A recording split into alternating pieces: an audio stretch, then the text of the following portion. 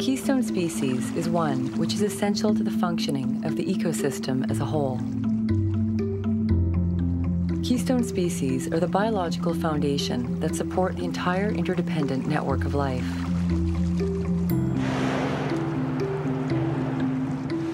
They are the ones that many other animals simply can't do without.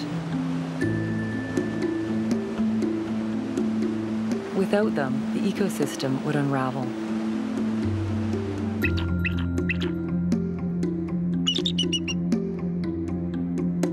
In British Columbia, the Pacific salmon are the keystone species.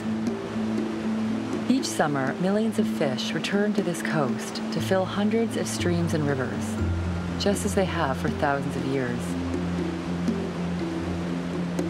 feeding hundreds of species, including the local people, the First Nations, the ecosystems, and many of the local economies.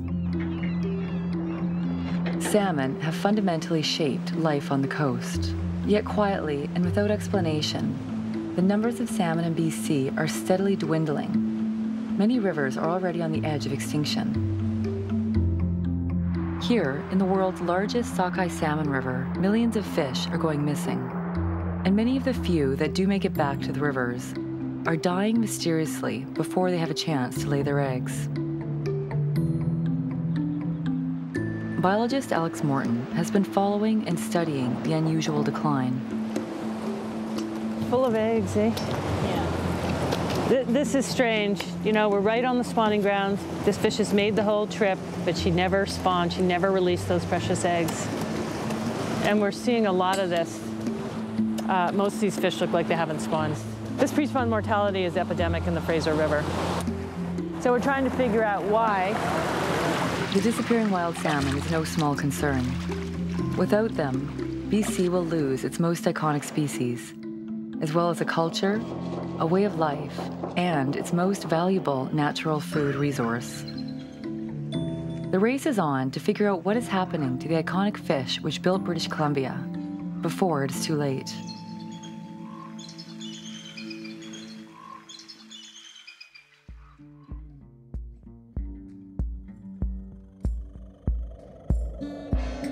Not so long ago, the Fraser River was the mightiest sockeye salmon river in the world. Hundreds of millions of salmon returned to the tributaries that branched into a vast network of hundreds of rivers and streams, totaling thousands of kilometers in length, that infiltrated the entire southern half of British Columbia with salmon. The mysterious decline in the productivity of the Fraser River sockeye began in the 1990s. With each passing year, the productivity continued to fall. This was blamed on many things. Perhaps the waters were too warm. Maybe the fish were starving out at sea. Perhaps it was overfishing. The Department of Fisheries closed the commercial sockeye salmon fishery, but even that didn't seem to help. Even without the pressure of commercial fishing, the numbers of returning salmon continued to plummet. Something was very wrong. Alex Morton has been working as a biologist in the remote wilderness of the British Columbian coast for over 30 years, watching and studying the decline of BC's wild salmon. This is the problem. This farm is just pouring out disease and pathogens, and our wild fish are swimming through it. I know, I've seen with my own eyes what happens to them when they go by. When industrial fish farms moved into her neighborhood, it soon became apparent they were having impacts on the wild fish. The most obvious symptom was a dramatic rise in parasitic sea lice on the tiny juvenile wild salmon, who don't naturally carry the lice. And sea lice aren't the only problem, but you know when these fish have lice on them from the farms, that they're also being exposed to whatever bacteria and viruses are on these farms at the same time. The salmon farm or salmon feedlot is a whole different situation. It breaks the natural laws that make salmon move. So they hold 600,000 to over 1 million fish stationary in one place. This amplifies the waste, but also, most seriously, the pathogens. Because it's so easy for viruses and bacteria to jump fish, to mutate, and then explode out of the farm in a billowing cloud. This is the major wild salmon migration route in British Columbia. That's where they put the salmon farms. They're clustered in these little narrow channels. Now, when one of these farms has a disease outbreak, so many viruses come out of the farm that they actually fill the entire channel. And then here come the Fraser sockeye, and they go through this channel and they come out the other end. And when the fish go on, they're contaminated, without a doubt, with whatever is coming out of those farms. So if we just look at the timing of the situation, the Fraser sockeye began to decline in the early 1990s, at exactly the time that the salmon feedlots were put onto their migration route. The one run that is not declining is never found in those salmon farms and appears to be going around the southern end of Vancouver Island, and those are the Harrison sockeye, and they have been increasing over the same time period. Is it a coincidence that the only sockeye that are doing well are the ones that are not passing close to the salmon farms? The Department of Fisheries and Oceans, otherwise known as DFO, is the agency responsible for the protection of fish in Canada. In 2006, DFO tasked one of their employees, Dr. Christy Miller, to look into the disappearance of the Fraser fish.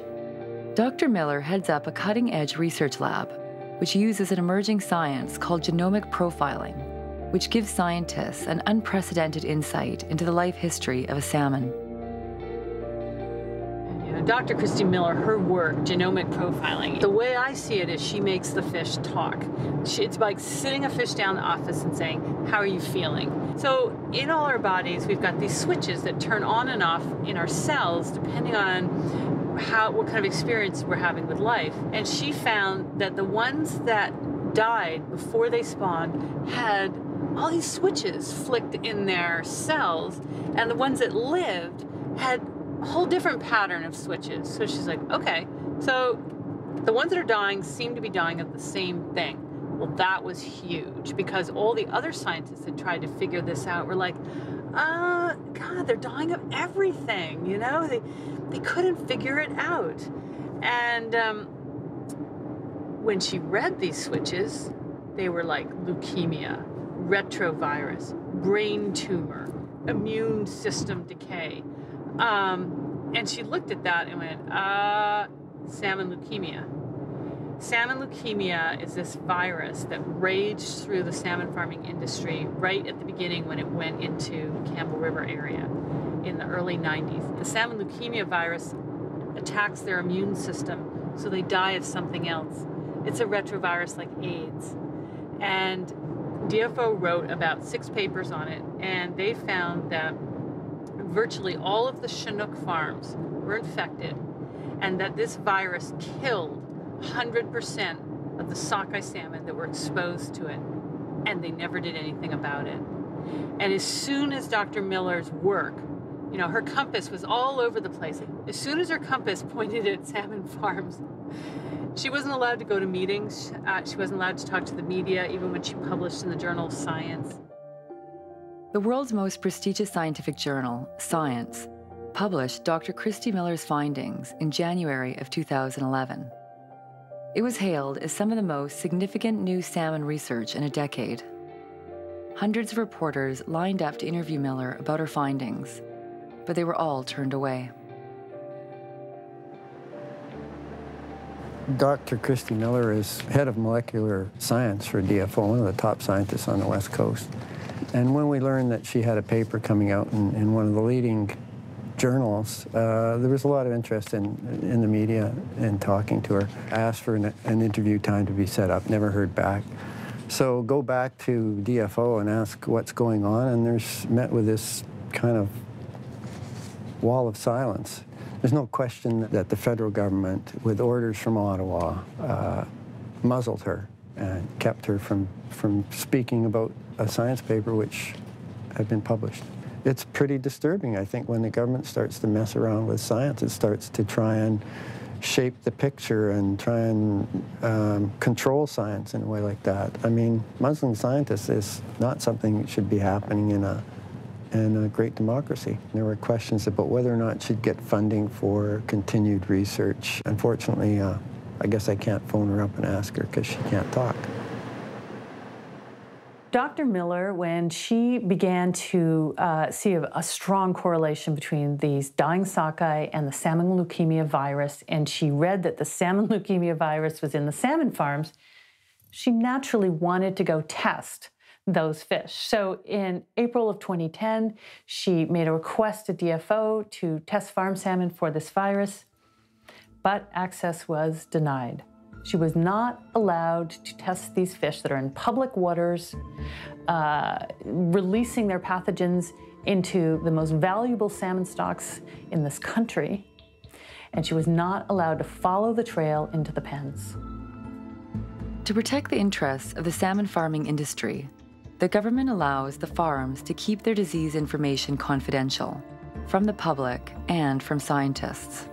There is no way to find out what diseases are on the farms. The fact that the farms won't allow it is pretty suggestive to me. They're afraid of what will be found. If they were, not concerned as they claim to be, then they would surely open up their farms and say, "Come in and test because we're proud of our product and you won't find any issues." Clearly, they know that there are issues, and they're not allowing testing for that reason. In 2009, fishermen were getting ready for a good run to return to the Fraser River. An estimated 130 million young salmon had left the river in 2007 and were now due to return as adults. 13 million adult sockeye were predicted to return. All signs look good. However, instead of being a banner year, it turned out to be the worst in recorded history. Over 10 million fish vanished without a trace. It was an unexpected disaster. The fishing boats stayed tied to the docks, and thousands went without their traditional food supply. The government responded to the public outcry by announcing a federal inquiry into the decline. It was called the Cohen Commission.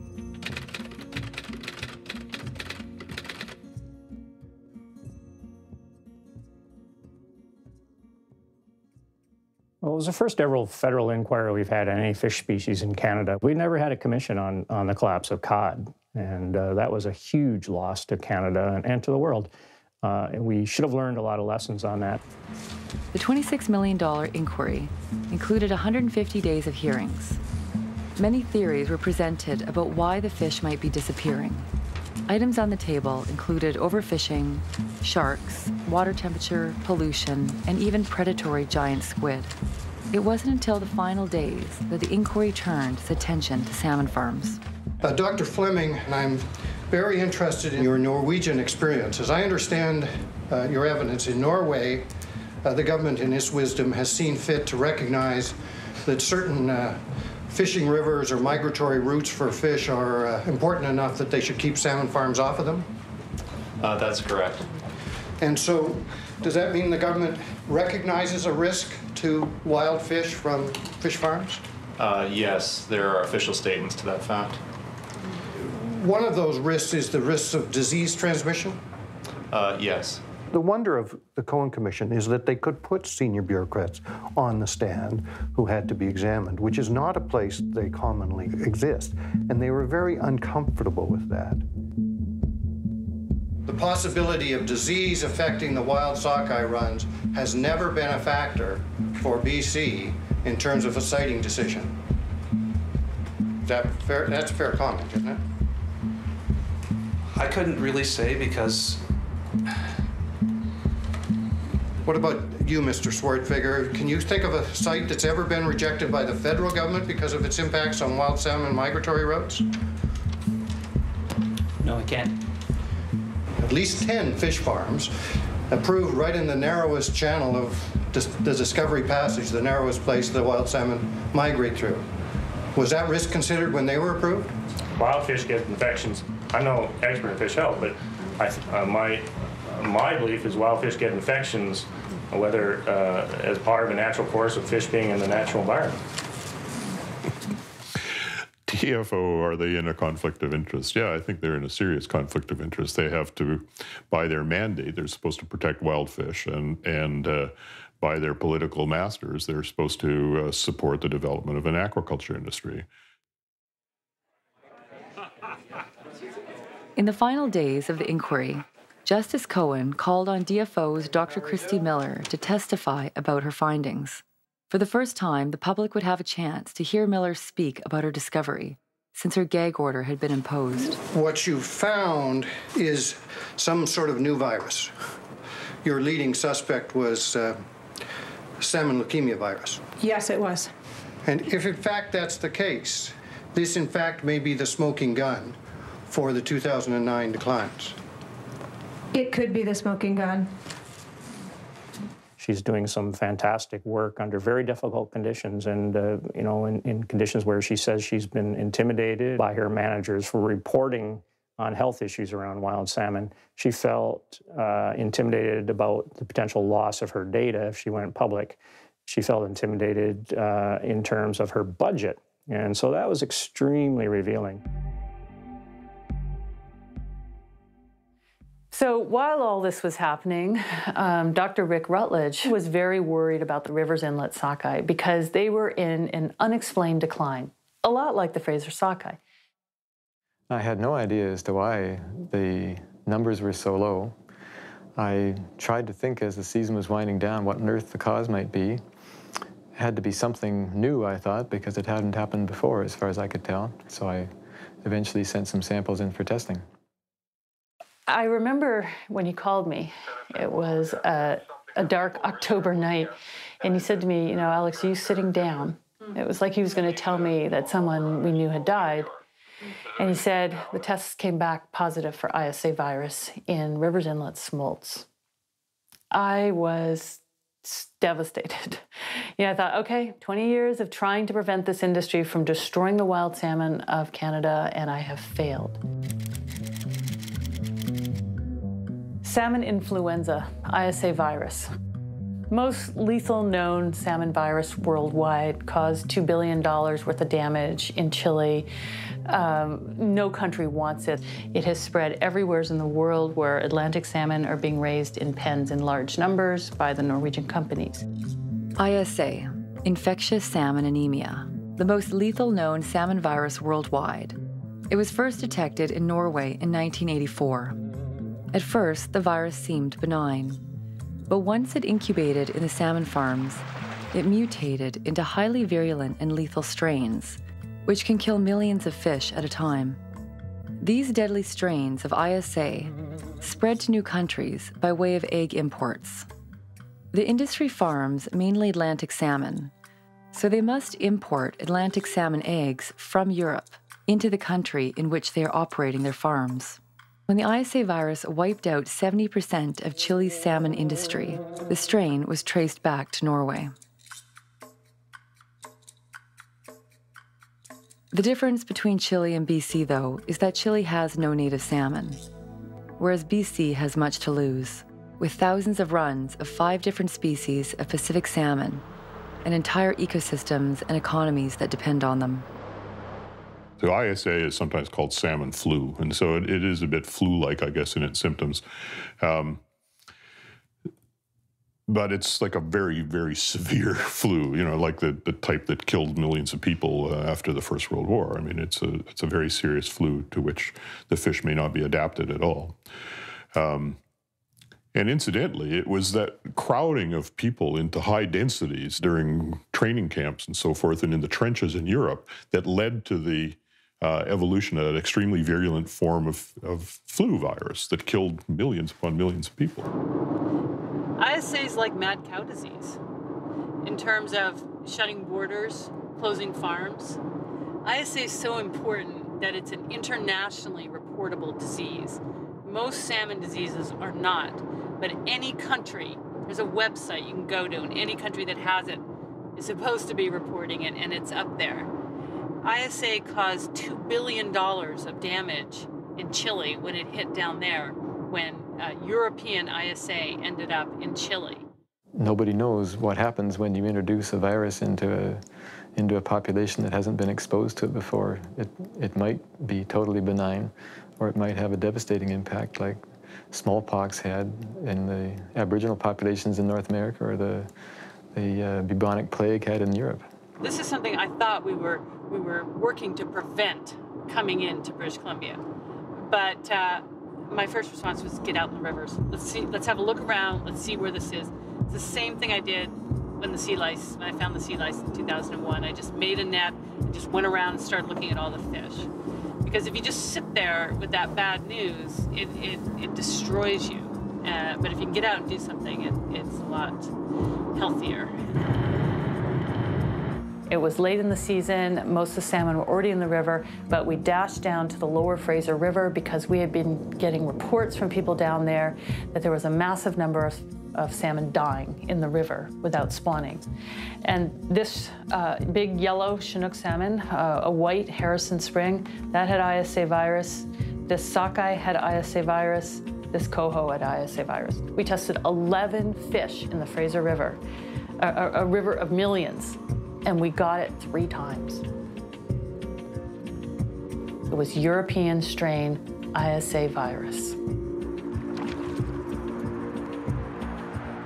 Alex didn't fool around. I mean, she decided to send her samples to the lab in Prince Edward Island that is recognized by the World Health Organization as being one of 2 labs in the world that are entitled to test for ISA with international significance. She also sent it to Dr. Nyland in Norway, who's the leading expert on ISA in the world. So she sent these samples to the 2 people who were the most credible international folks. We gave a press conference. We thought the scientific community should be given the opportunity to engage on this and really figure this out. But really, all hell broke loose when we did that.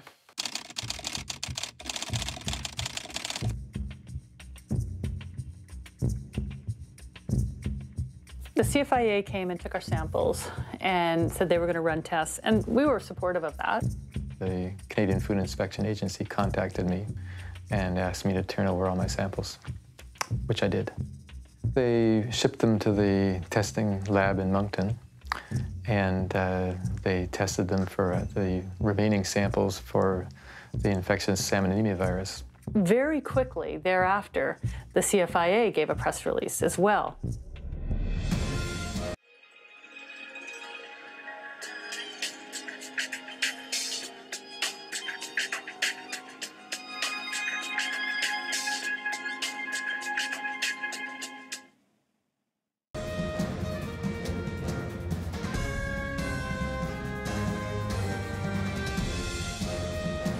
The Minister of Fisheries came out and said that all of them were negative, that our results were completely wrong.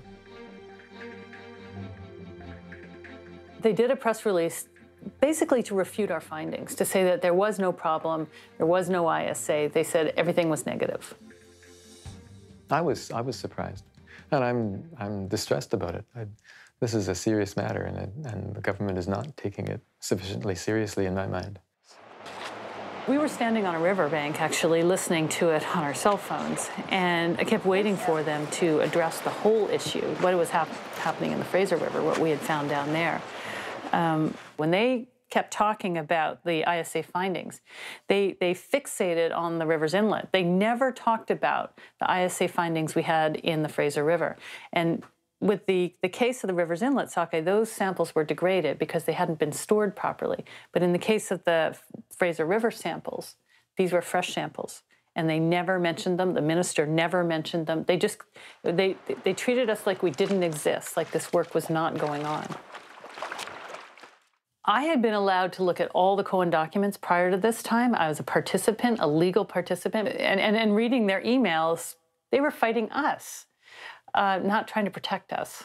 This is an internal CFIA email from Joseph Bears to a whole list of people. It says, Con, it's clear that we're turning the PR tide to our favor. And this is because of the very successful performance of our spokes at the technical briefing yesterday. You, Stephen, Peter, and Paul were a terrific team, indeed. Congratulations. One battle is won. Now we have to nail the surveillance piece, and we will win the war also. Oh, what war? What, the war against us, the public? Con, who's Cornelius Keeley, comes back, and he says, hey, concentrate on the headlines. That's often all people read or remember. It's just, it really, you know,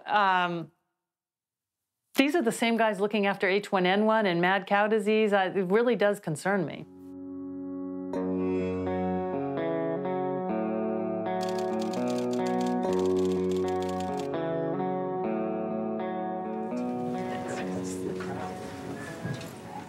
How dangerous is the ISA virus?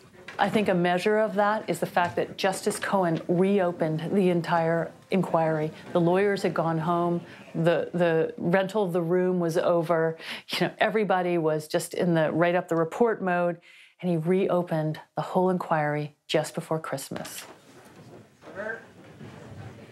All labs that had tested for the ISA virus were invited to speak at the Cohen Commission's ISA hearings. Dr. Fred Kabenji, based on Prince Edward Island, heads up one of only 2 world reference labs for ISA. Dr. Art Nyland from Norway, considered to be one of the world's experts on ISA. Dr. Christy Miller, head of the genomics lab for DFO. And Dr. Nellie Gagne, DFO's reference lab, and the lab used by the CFIA to test for ISA. When Nell Gagne, who did the test for them, actually went on the stand, she said she had gotten weak positives, and for her, the results were inconclusive. Were your RT-PCR results inconclusive?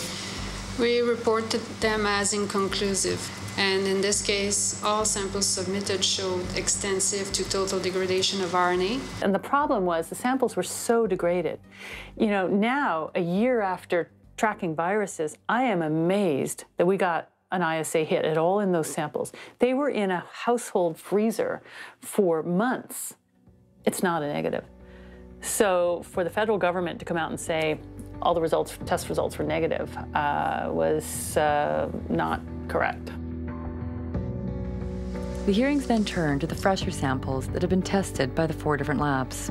Dr. Nyland, I'll turn my next set of questions to the testing that you've done. I understand you've tested several batches. What were your results? Did you obtain any positive RT-PCR tests for ISAV in those samples that you tested? Among the first 48, I had 1 positive. In that testing, we found 2 positive samples out of 48. We did indeed obtain ISA sequence. There's only 1 lab that didn't find it, and that was the reference lab from DFO in Moncton. And, you know, it turns out they were sampling a totally different segment from everyone else who actually found the ISA virus. And you know, where you've got 3 or 4 labs that are finding it and 1 that's a government lab that's not, you know, you have to pause and wonder what's going on, whether they really do want to find it or not.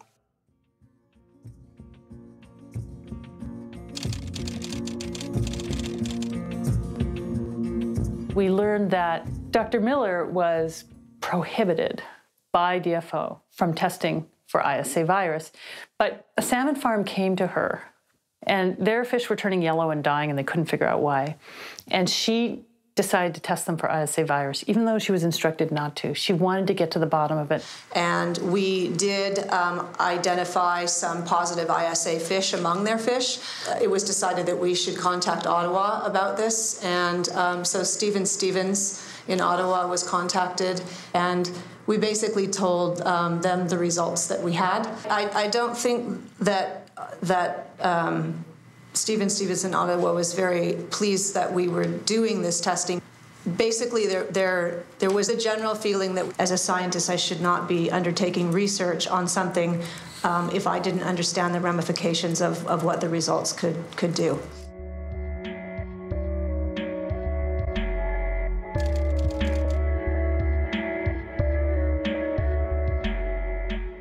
Everyone who's reported the virus has suffered a consequence. Kabenji got his lab audited.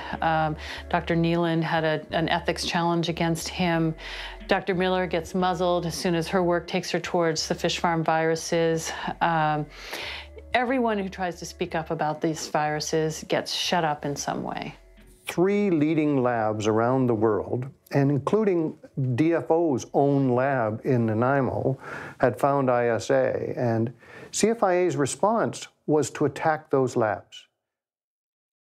They went in to Dr. Kabenji's lab and tried to attack Dr. Kabenji's credibility and the credibility of his lab, and to use all of the mechanisms of government that they could do. Any positive result is a difficult result. People don't easily accept positive results, and the automatic reaction will be try to find some way of explaining it away in some form. So yeah, that is always the case. It's always there as long as you come up with a positive result. But we are so confident in our work that we just cannot sweep it under the rug. So we are continuously testing, and once we find a positive result, we report it as it is.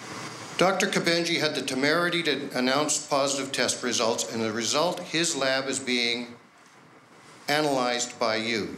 And Mr. Stephen, I suggest to you that the federal government is going to try and take away his OIE certification as a punishment for this.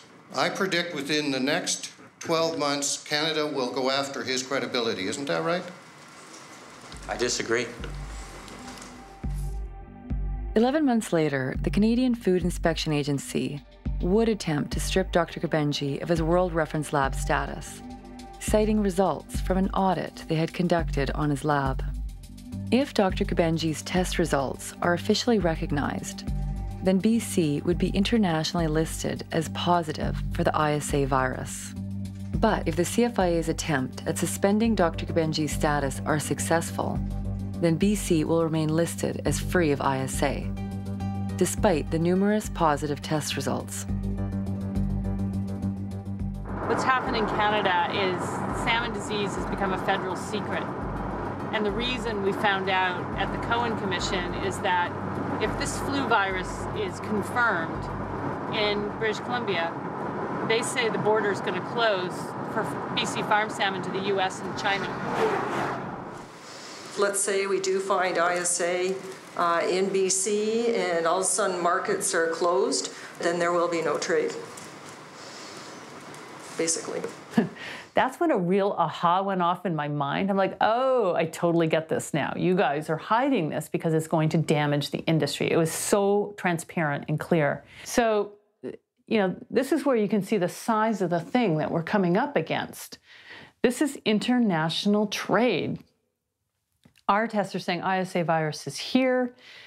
The province has told these trade partners that it's not here, and these fish are going over the border. Is this spreading ISA down the coast of California? Is this spreading ISA into Washington State? We don't know.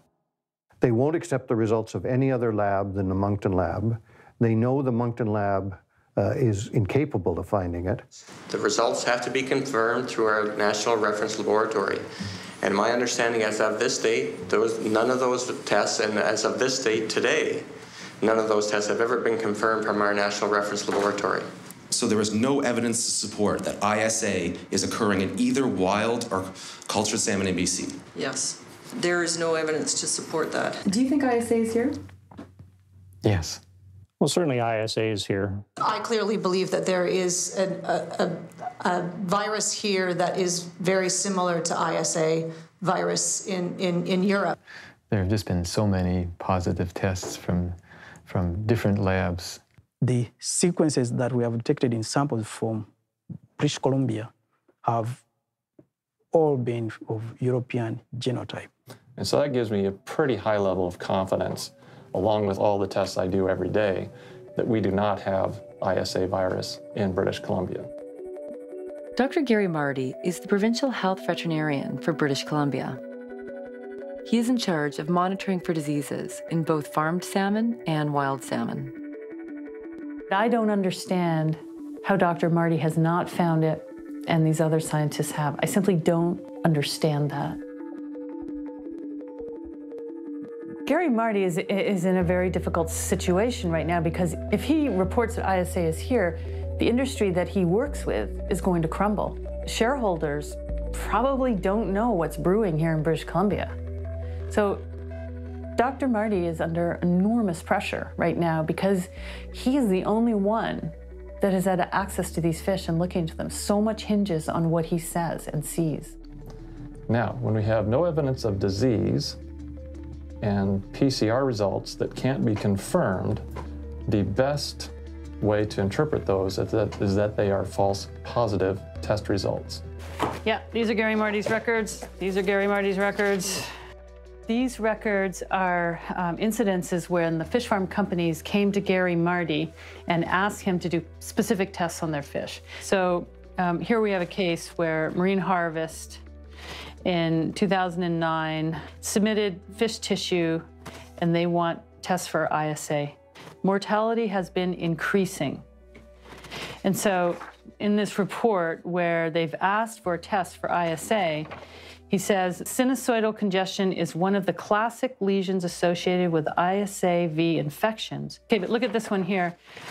Marine Harvest, 2 days later, specific request for a test for ISA. ISA is not supposed to be here, but this company is familiar with ISA, is asking for a test. Signed by Gary Marty. Now, what do you know, Gary Marty? Here you go. 1 day later, they again sent tissue for ISA test, Marine Harvest. It was not designed as a public document, so that's one of the unfortunate drawbacks of release of these records to the public. This is another one, I don't know what it means, but sampled 4 fresh morts with hot guts. Mortality increased over the last 2 days. You know, in the reports, Gary Marty does say he sees sign of ISA. To confirm the disease, you actually have to have sick fish that have signs in them that are consistent with the disease. But there you go, that's an ISA lesion, that's an ISA lesion. There's a fish that died of ISA lesions. ISA lesions, according to Gary Marty. There were 55 instances where I put in a diagnosis that was described as a classic lesion of the ISA virus. Right, so that's a fact. But then what you do, we also had a specific PCR test that looked for the ISA virus, and all the tests have been negative consistently, no virus. You have to have sick fish, because if this disease were present here, it would be killing large numbers of fish. We're in the river and there's dying fish everywhere. People are very alarmed, particularly this year. Fish are vanishing, horsefly, lower Shuswap, rivers of the Central Coast. We go into places and we see more dead fish than alive. Sometimes we can't even see an alive fish. All pre-spawn mortality. There's a lot of fish dying on this coast in the farms and in the rivers.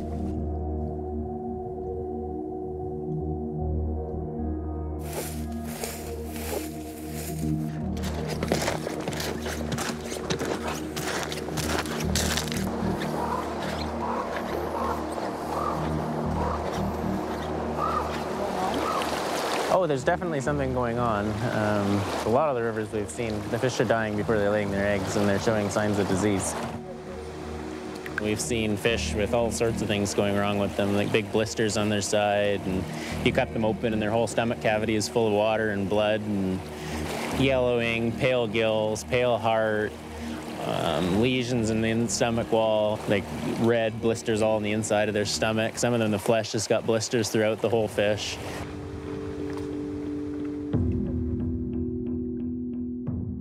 This yellow one, the gills are quite pale. Like normal gills should be dark red and fairly clean. And the gills get really mucousy on a lot of these sick fish we've seen. Like you can see it's just completely mucousy, which could be a sign of diseases like ISA is kind of a fish flu. So how does a fish breathe when they've got that much mucus on the outside of their gills? The most distinguishing feature is the really big pop eyes. Yellowy on the outside with lots and lots of little pinpricks of red all over the outside.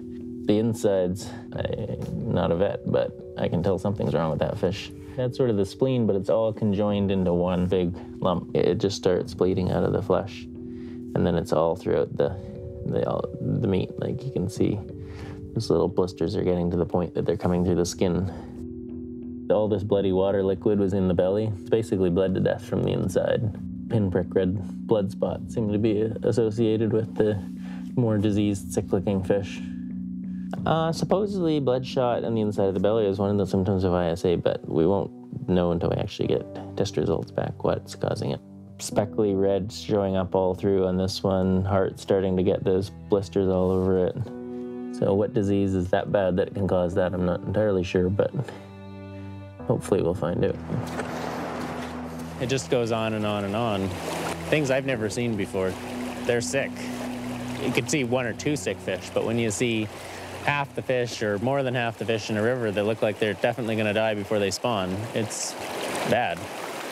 And all these fish appear to be dead pre-spawn. The legs. So look at all the fish that are here. Look at them all dead, all pre-spawn. It's pretty obvious that there's something going on. If you've actually walked any of these rivers or gone fishing, I don't think they're all dying necessarily of the same thing, but they're definitely dying of disease. It's basically all over the province. There is some rivers that seem to be doing better than others, but yeah, it's province-wide. We definitely should be doing this work now. We should have been doing it for years. We need to do something. The rivers are getting less and less fish, and right now people are doing basically nothing. The government's sure not doing it, so somebody's got to do it. Wow, you guys found a lot already. Really yellow. Okay, got a lot of work. All right. And within, what, 15 minutes, we've found 1, 2, 3, 4, 5, 6, 7, 8, just in a tiny section of river, pre-spawn mortality. I haven't seen one that spawned. Have you seen one? Sure, not one. Viruses are delicate. You gotta get them in cool right away and keep them fresh, and that's why we work so fast. Oh, he's got that Calamaris. Yes. It is a huge challenge to get these samples to the labs in time, and we need a lab in British Columbia. It's ridiculous. I'm not allowed to use the labs at DFO. I'm not even allowed to talk to them. I mean, I'd like to drive to Nanaimo with these samples right now and put them in a -80 freezer in Dr. Miller's lab and have her look at them. She can do 200 fish a day for 40 pathogens. We're gonna spend $200 on just this fish for 3 viruses. I mean, these fish are dying, they have a problem. We're willing to do the lead work and drive the samples right to the door. We're not even allowed to talk to them. We pay their salaries. These fish are dying out. So we ship them to Norway, which is expensive and time-consuming, and the quality of samples is damaged, but we're not going to be stopped by closed doors. DFO does not want to know what this fish died of.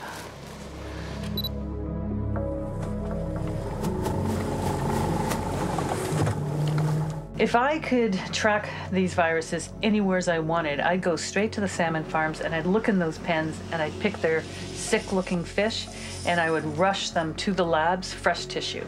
Because the labs say the fresher, the better in a fish that's actually dying of the disease. Then your chance of being able to culture it is much greater. But, you know, we're not allowed to do that. So this whole search for the virus is being really slowed down.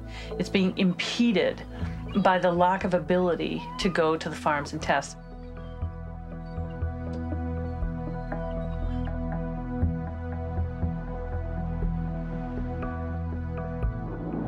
A friend came to me and he goes, you know,